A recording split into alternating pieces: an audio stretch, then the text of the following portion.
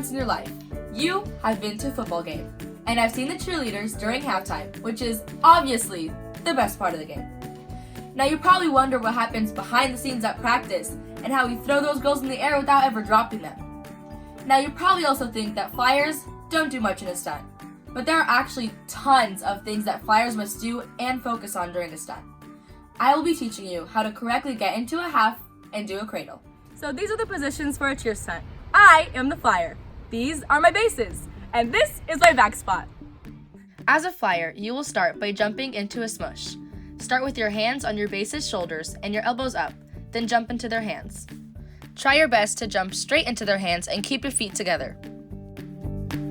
Once you are in the smush, make sure your arms are locked, knees are bent, and head is up.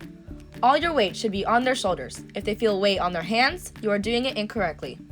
Do not go up into the half until everyone is correctly positioned. The bases should be squatting and ready to dip. The back spot should be grabbing your ankles. After you have mastered the perfect smush, you are now ready to go into a half.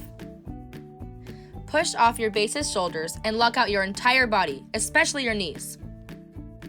Immediately put your hands up into a high V and make sure you are smiling.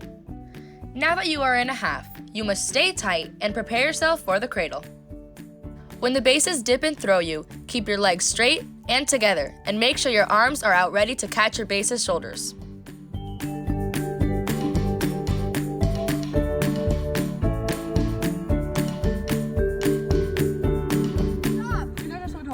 Don't talk and don't laugh. You can break your neck.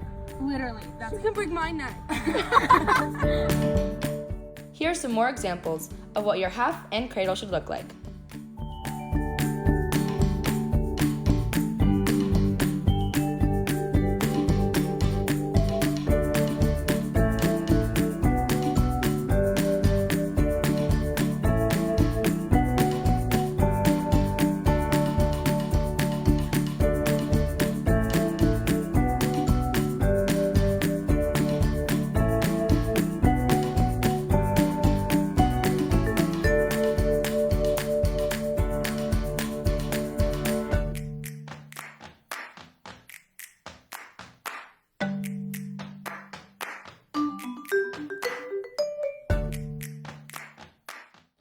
For safety reasons, please make sure you always have a spotter in front of the stunt just in case the stunt falls.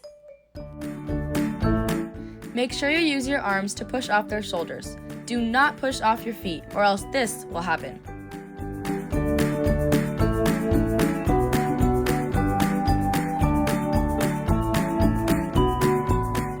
So now that you know the steps for one of the many kinds of cheer stunts that there are, you can finally know what is really happening out there on the field during halftime.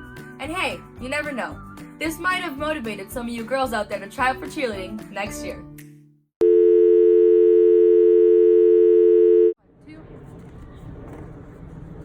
Half. Ready? 1, 2.